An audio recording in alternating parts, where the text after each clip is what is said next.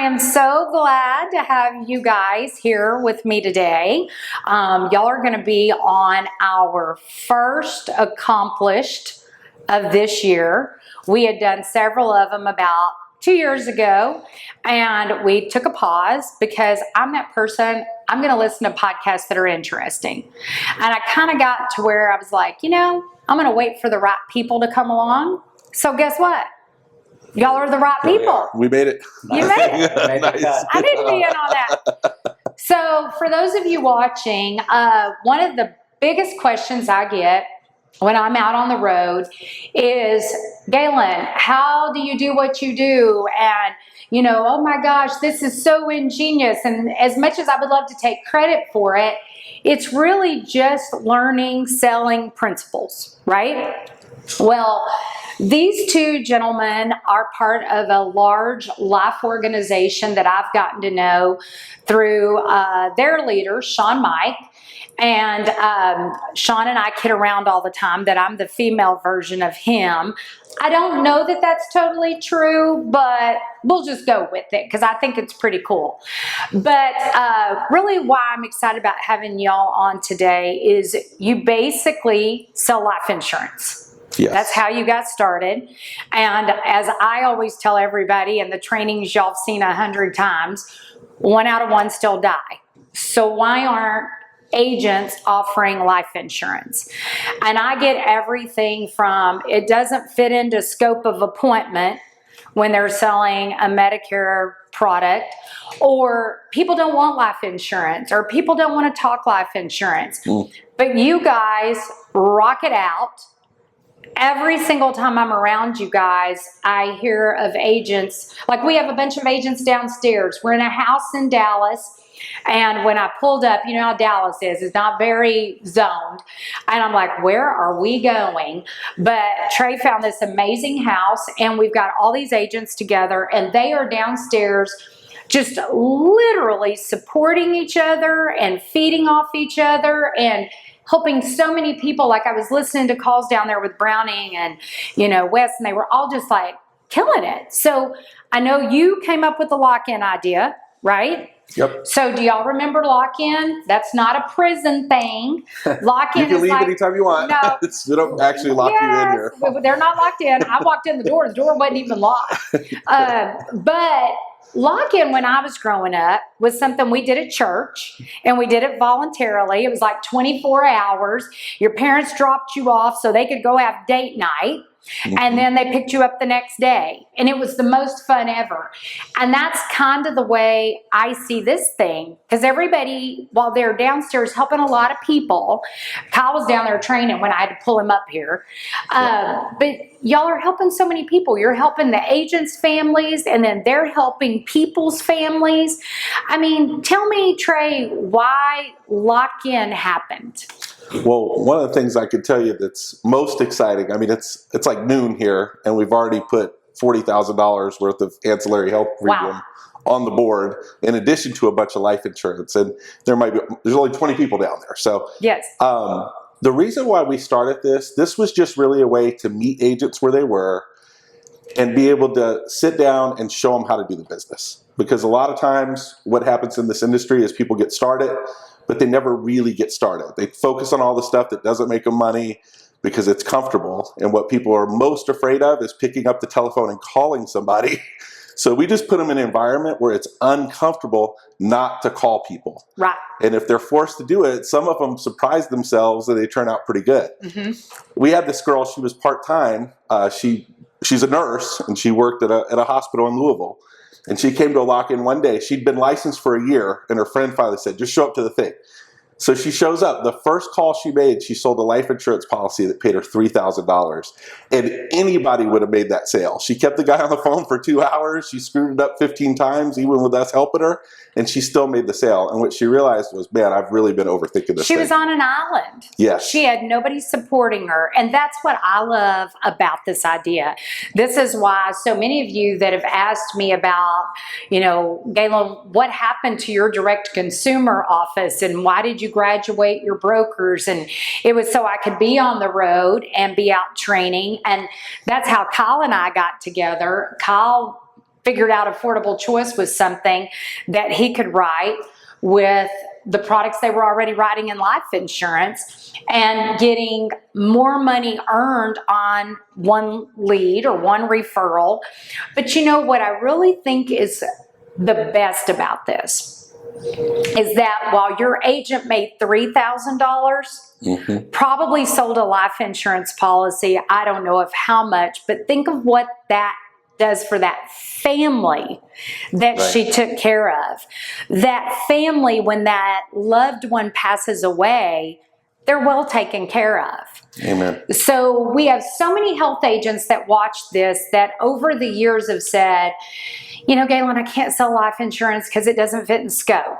I can't sell life insurance, Gaylan, because of this. I can't sell. Well, the biggest problem you've got in that statement is the word can't. You're already setting yourself up for failure, right? So, Trey, how long have you been with FFL? 11 years. Wow. So what I love about that statement is so many people will say, oh, career, oh, captive. Well, you're not being held by handcuffs. Right.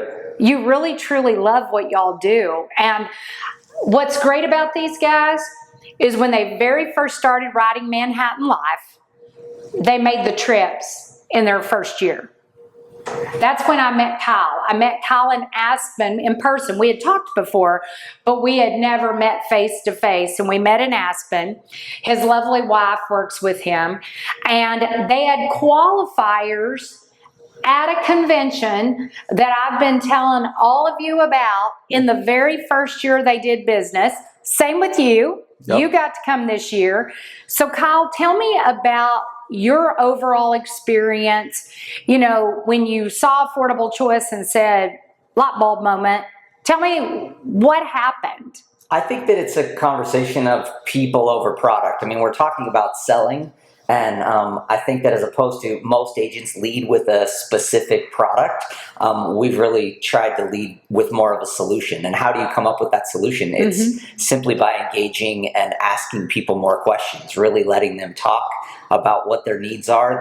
There's so many different places that you can earmark life insurance, final expense, Medicare, health insurance under 65, over 65 products for, that I just don't think we take the time to find out for ourselves. And again, is it a win-win-win? Of course, yeah. Do I, the agent, win by selling more products to a client? Sure. But do I ultimately win by learning about that person? And I mean, I have every single one of my clients to this day, their name, their phone number, the products that I sold them. So when they call, I don't shy away from answering the phone like one time I might have. Yes. I'm like, hey, you know, I had a guy last week. He had left me a voicemail and I saw that he called and it was the end of the day. And so I called him back and he said, did you listen to my voicemail? And I said, no. His name is Rick Waldrop in Midland, Texas. Sold him and his wife, lovely wife Marlene, a policy about a year and a half ago. I love that he knows their names. And he said, well, I've been in the hospital. I had 5 stints and a heart attack 11 days ago. And I just want to see if what you sold me is actually going to work. And I immediately go, oh, well, yeah, did I? And I did. You know, I built him a solution. I didn't just sell him a product because he wanted a health plan. I said, you're going to need this, and we're going to marry it with this. And I sold him a NLG $250,000 living benefit policy. So I'm like, you are buttoned up, dude. No worries. He's calling me in the hospital. And I just thought, what a cool experience that he thought to call me and that I wasn't scared to pick up the phone call.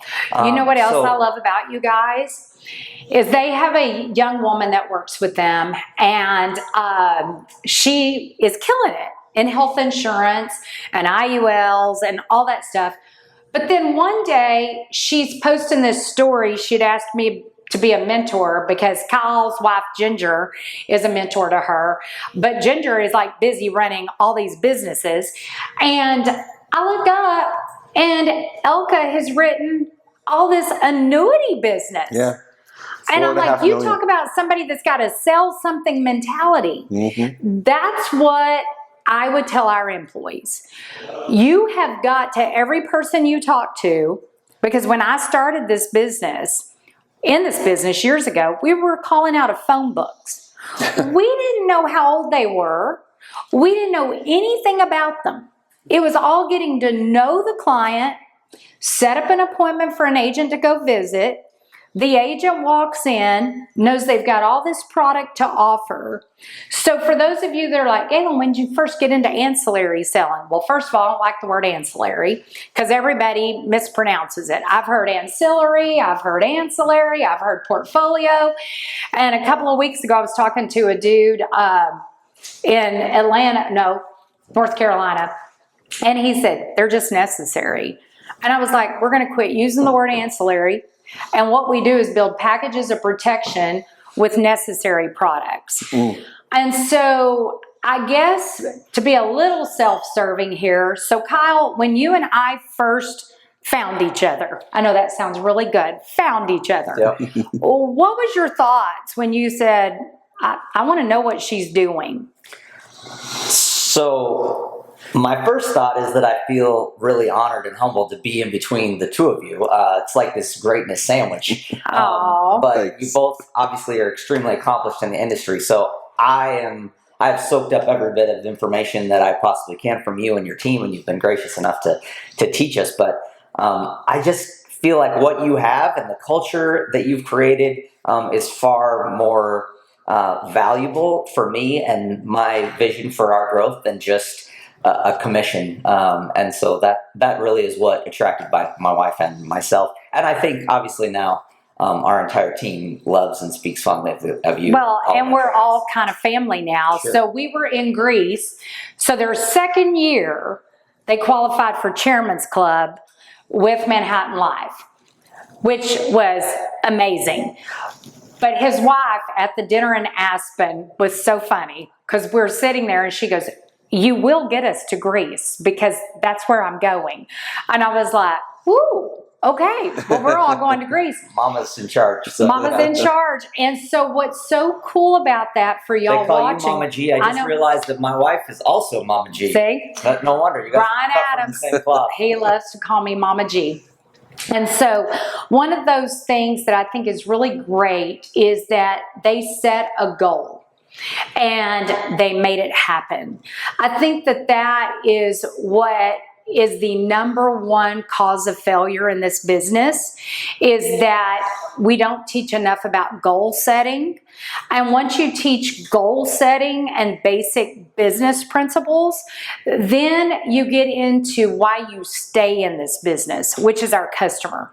You know, once you can take care of that customer on everything they offer, you know, everything your agent has to offer, they can take care of that client. Yeah. That client doesn't need to go find a life agent. That client doesn't need to go find a financial planner. That client doesn't need to go find a health agent. They found Kyle. Or, Elka, or they found Trey, or, Wes or Browning or whoever. They're finding the agent that they like. So let's go back to the lock-in. Tell us how it works, because y'all have got a screen down there. I call it and some of you are going to be offended by this, and I think that that's really crazy in itself, because all successful businesses, all successful franchises, especially sports, keep score. Amen. Winners keep score. And I believe that you've got a lot of winners downstairs because they could be in their cave at home. But instead, they want to learn, they want to be better. And by the way, these trips that these guys qualified for, they are totally allowed in what we do. I mean, there's no certifications for these courses. Yes, you have to do CE to keep your licenses, but all you need is your insurance license. So what do y'all find in just, 2 minutes or less when an agent walks in downstairs? What is it that makes them strive to be better down there? Well, the leaderboard, as you mentioned, I mean, that's what we call it because that's what it is. And we do that for a couple reasons. We want to recognize the people that are selling the most. We want to make sure that when people are new, they know who to listen to. A big problem in this industry is everybody has an opinion and they aren't productive. So you could waste a ton of time listening to people that don't know what they're doing. So right now, Mike Shellhart is #1 on the leaderboard. He's at 20,000 in Manhattan so far for today. Way to go, Mike. Yep. Yeah, Bundles 4 or 5 products on the Manhattan app right there on each sale. And, he's going to do some training today. He's going to do work. Why? Because he's in the lead, and that's who people should listen to. Absolutely. And that's a big part of our culture is we want the best to train the rest. Now, when you brought Mike on, he came in, I'm assuming, selling final expense? Yes. When Kyle brought Mike on, because Kyle's a heck of a recruiter. Yes. He came in just doing final expense, and he's phenomenal at final expense. But one of the things that's really interesting about this model that I like about it is the people that do so well at this have a service mindset and they want to build a long-term relationship with their client. And sometimes when you're just offering one product, it is really hard to do that. But when you've bundled a bunch of products, they really are a client for life, and they don't, they have 3 or 4 things come off their bank statement. They only know to call you. Yeah. And for somebody like Mike can thrive in this model because that's his mindset. He's really trying to help the people. He's not doing it just for a commission. Yeah. And in this business, when it becomes more than just about a commission, that's when you can really thrive. Yeah. And so this is what it's allowed our team to do, is to take a step back and think about the people first. Well, what I love about you guys especially, because in a lot of organizations, you can get competitive. Oh, I got to beat so-and-so. Oh, I got to beat so-and-so. And what I've seen about you two working together is collaboration. Like when I very first heard your name, it was from this guy, talking about what he had learned from you and what y'all have done together. And then when you started talking to me, you were talking more about this guy. And we had y'all at one of our events this year. And of course, we all had a great time there. But it was great when y'all left because you were like, we want to do more of this. We want to work together. And so we've all 3 started collaborating. And I think that is one of the things that agents, when they start scaling their business, they'll read all these books. Because they'll all ask me, what book should I read? What book should I read? And they're reading all these books. And I'm like, y'all, the first thing I did was when I qualified for a convention, I would find the best producer. I would belly up to wherever that person was. And usually when I got started, because it's been 40 years, it was a guy. And very kind, always would say, here's what I did. Here's what I would suggest you not do. So Kyle, we got his side of what he likes about the lock-in. But when you take what I just kind of said, things that you've learned, and you see agents coming in downstairs, what are they hungry for? What are they looking for from you? I think they're looking for inspiration. That's one of the things. We had our big Ignite event, and I was really impressed by. It's one thing to go to a huge event and be inspired, but that can be fleeting, right? I mean, if you're not going to wake up the next morning and keep motivating yourself, that inspiration goes away. So these lock-ins are kind of like events elevated, because not only can you be inspired, but then you can wake up the next day and you can see other people really incorporate all the tips, tricks, and tools that say, well, how do I now keep this inspiration? How can I keep this alive? Me, myself, in my own little home office without all these other people. I can't just turn on music and sing rah-rah with I could, but I don't. Sometimes I do. But these events really give agents, again, the ones that do take the initiative to show up and get out of their comfort zone, an opportunity to go, oh, wow, not only am I inspired, but now I see the results, I see the activity, I see the schedule and the leads and the script, and all of that now motivates me and perpetuates a system that I can now replicate it. So you basically come off of Ignite excited, and you have a place to go. Right. Yes. And I think that is so key. And one of the things, even me, when I'll go to a motivational event, like yesterday, I got to hear Dr. Oz speak, sure, which was very inspirational, very motivational. I think he's the right guy for the job. But we know every 4 years, we could get a new dude, right? Or dudette. So we've got to figure out, how do we stay relative no matter what's going on in the government, what's going on TV? How do we keep still taking care of our families and taking care of other people's families? That's what I love about this business, is that the better you take care of a family, which you're a client. I am, yeah. You've I've had got a bunch of claims. cool stories about that. Yeah, I mean, my daughter actually was in this weird situation, but she's 21 years old, and I mean, we as we say, live on the bundle, self-employed. I mean, I am the target market for affordable choice and the bundle. But she was in ICU on the fluke thing in Corpus Christi, and again, the bundle more than delivers, and would meet or exceed what I would expect a comparable ACA plan to do. It's not an ACA replacement, but it did. It did its job. It did its job, and I didn't have to come out of pocket, and everything was taken care of, and so. And you got a check, because the last lock-in we were at, he was like, "What do I do with this check?" I was like, "Well, call the company," and they were like, "It's yours," and he was like, "Oh, okay, great." Yeah. Winner, chicken dinner. Yeah. So that is what I think most agents. I think that's where most agents mess up, is that they don't learn the plan properly. They go in and they quick pitch it.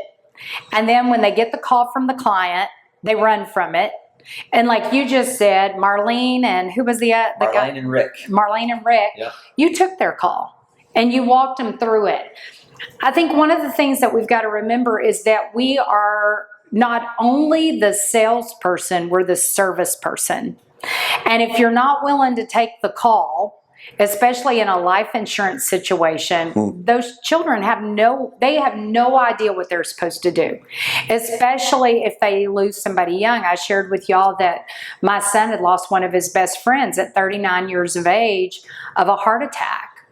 And I can't imagine not having life insurance and leaving babies. And I don't know if he did or he didn't. But that's what y'all get to do every day. And I use the word get to because that's the way I really view this business. So let's go back in y'all's history a little bit, because people that watch these, they want to know where you started, because now we've talked about where you are. Okay. Yeah. So we're going to ask you a question. So Trey, when you go back and you look about getting started in this business, who was the most influential in your life that said, you can do anything you want to do, go do it? Well, my very first introduction to the insurance business, I went to a meeting at a hotel in Rancho Cucamonga, and the person— That's California. Yes, that's not across the pond. Rancho Cucamonga, California. And there was a lady at the meeting that was really pressuring me to call and recruit my family. And I almost didn't go back. I almost quit the business right there. But there was this girl, her name was Patrice. And she said, "Don't worry about her. She's an idiot. Just come back next week and they'll teach you how to do this thing." Yeah. And so luckily I came back the next week. And I always think, like, what happened if she didn't do that? Because she could tell how uncomfortable the whole situation was. It was really— So she was a good salesperson. Yeah, she was great. Yeah, she was a great salesperson. But that was somebody who was majorly impactful early on. And then, of course, my wife was really supportive. Before this financially, we were a mess. We'd been bankrupt. I'd never really made any money doing anything. My last real job, I worked at a gym, and then I gained 100 pounds, so I couldn't go back and work at the gym. So kind of hard to sell gym memberships. When I burned the ships, I burned the ship. You know what I mean? And so I was just looking for a way to keep my kids in the private Christian school that they went to, which was the most important thing to me at the time, and not be late on our electric bill and gas bill. That's where we're at then. Yeah. And and the person that believed in me the most is my wife, because she's like, "You're a hard worker. This is the right thing." But the thing that really drew me to the business when I got started was the fact that the people that I started working with, Andrew Taylor and Sean Mike, they didn't need me to make money because they were highly productive and they made money selling insurance. So the philosophy was make money with us, not make money off of you, or for us, Yeah. And that just really hit home. And the thing that got me to stick in this business, I started in October, and they invited me to the Christmas party. And I remember going to that Christmas party. They said, "Trey, pick up the awards. We're going to give out awards at the Christmas party." And my son Emery, who you met, who's grown now, he's 8. And he goes, "Dad, are you getting any awards?" And I go, "Well, no, son, I'm not getting any awards." He goes, Dad, you're worthless. He goes, you just need to try harder. You need to be more convincing. And so, it took me a couple years to start getting a couple of awards, but I remember when I got one, I took it to him. I'm like, Avery, hold this. What is that, son? Yeah. That's an Whose award. name's on there? Yeah, I'm not worthless anymore, And that That's kind of drove awesome. me for a long time, Yeah. actually. I wanted to prove that little kids do 8-year-old that to wrong. us. Yes. Our kids do that to us. And I don't know of anybody in this business that has kids that I've talked to that their kids didn't have some kind of influence over them. Right. So it's my son certainly does, and he still does. I always tell everybody now he's the boss. So if I go in and say I want to do this, he goes, oh, I don't know if that's a good idea, and I walk out going, I thought that was a dadgum good idea, But then I rethink it. And I'm like, okay, maybe it's not so good. But I think it's great when you've got that kind of family dynamic. So that's awesome. So how about you? Who was your very first My very first inspiration, influence that told you could do anything you wanted to do? It'd probably be my dad, honestly. But I was born and raised in Phoenix and did all the things and went to school. And then I walked out of a general accounting class. I'm like, I don't know what the difference is between a credit and a debit.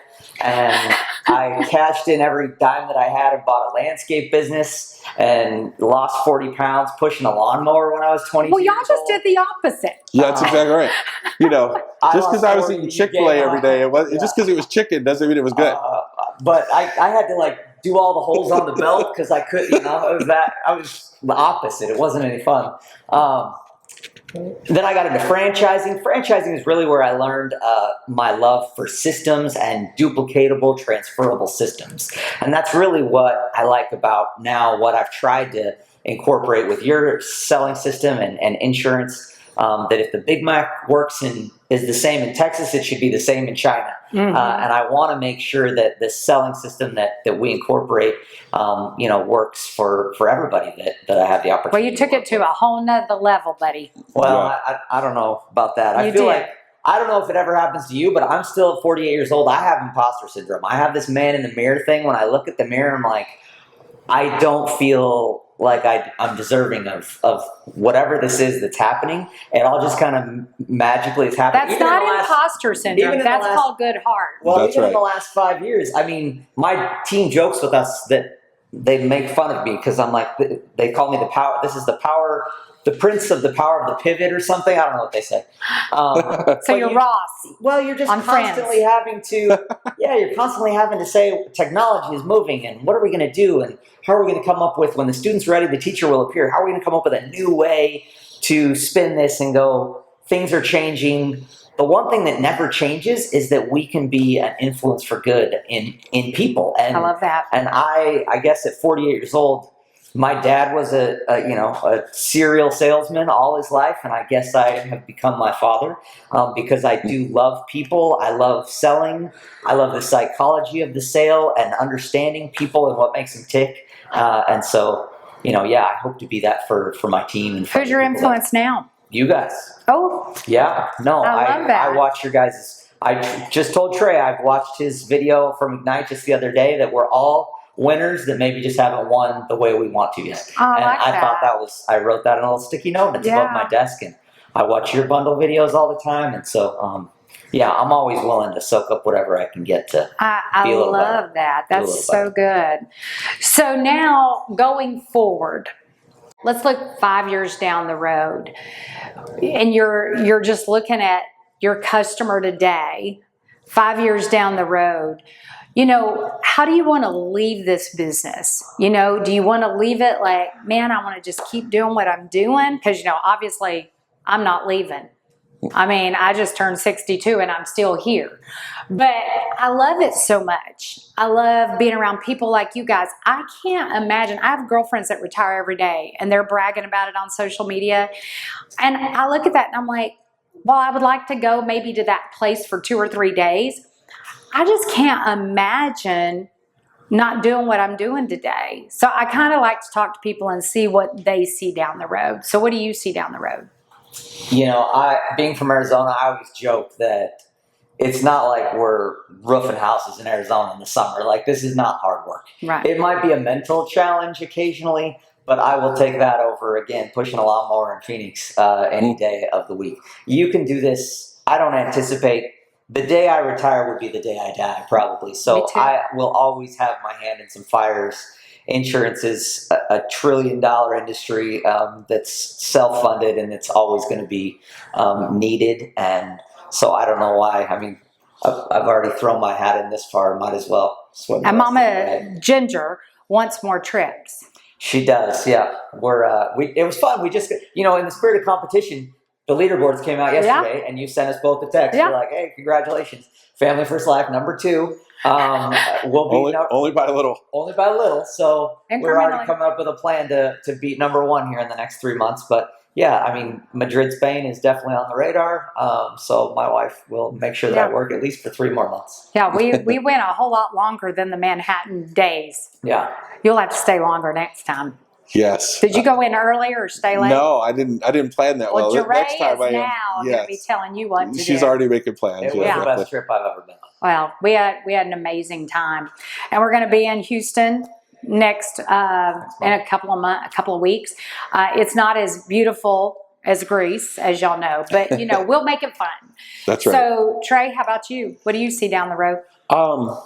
When I was younger, I knew this guy, and he actually sold his company to Amazon. And everybody's like, his name was Mark. Everybody's like, Mark made it.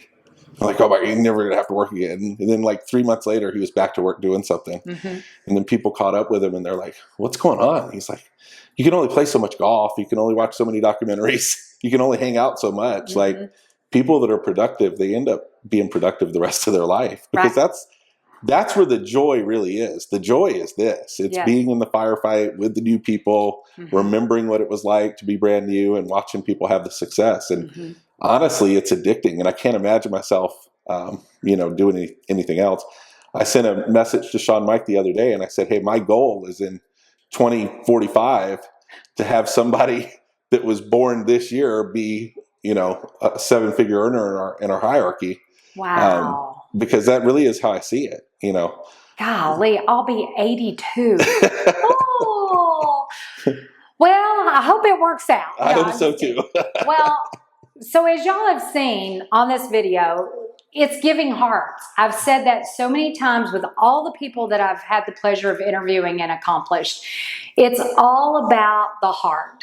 And I'll close with this, and Mandy, you're probably going to cry because I've had to hold it together. But whenever I do interviews like this, or I'm just kind of trying to figure out, how did I end up here? I'm always thankful to Jesus first, and then my dad second. Well, there is a truck right here called Sam. And my dad's name was Sam. And now he wasn't Sam the concrete man, but I just think it's so funny. And it happens every time I do one of these interviews. There'll either be a picture that pops up of my dad or a story that comes up.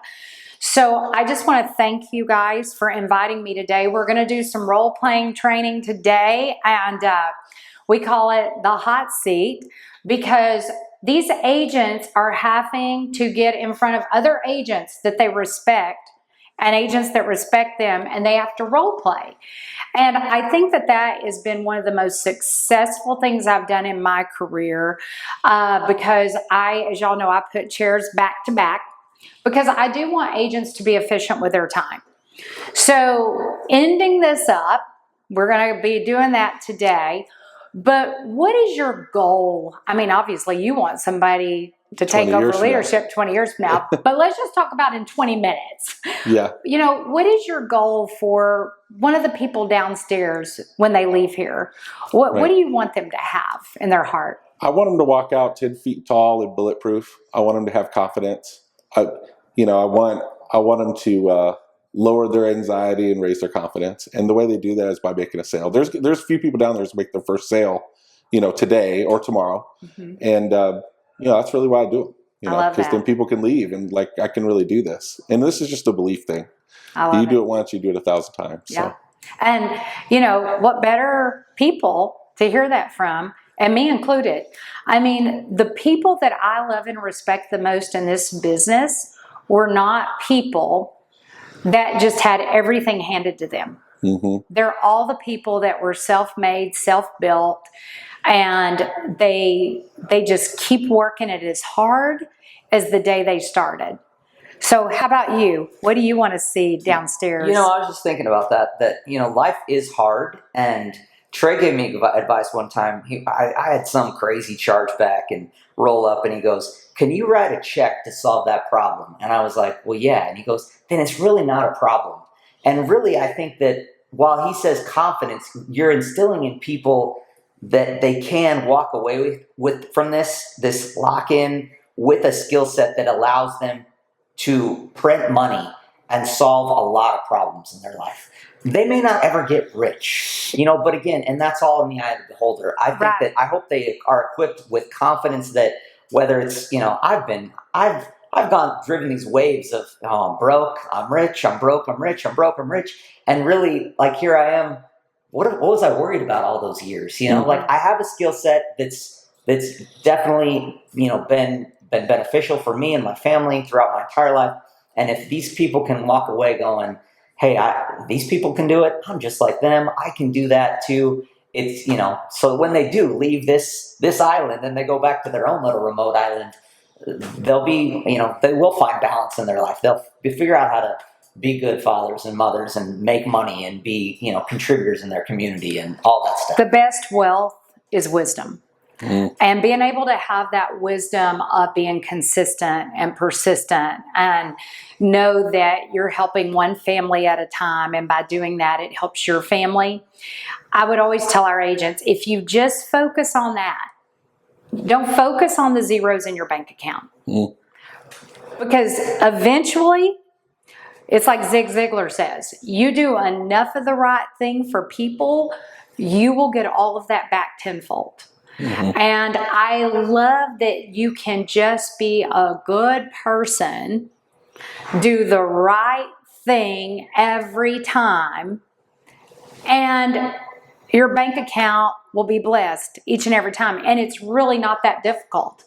I think that that's the thing I struggle the most with is when I'm out coaching or training big groups of agents, is they want the secret sauce. And I'm always like, you know, anybody I've ever known, of all the books I've ever read, and one of the best is Mary Kay Ash. She used to have Mary Kay Cosmetics when she was alive, and her basics to business were very simple. I want every woman to feel great about themselves, and when they feel great about themselves, they'll help other people feel great about themselves, and that's how they will make their families wealthier. And I think it is truly that simple. And so I appreciate you guys. I appreciate your friendship, the family. We now have traveled together, so everybody knows when we get grumpy, we're still okay. So it's all good. Thank you guys for dialing in and watching us. We're going to have another one very soon. Hopefully, we're going to have one of their agents that have participated in a lock-in sitting right here in one of these spots so that you can hear how they started at zero and are now on the leaderboard, hopefully with Manhattan Life very soon. Yes. So have a great day. Good luck, good selling. Just keep helping all the families you can. And once again, we know what you do is very hard, but we're thankful for you. And if you're not in the insurance business, maybe you ought to give us a try.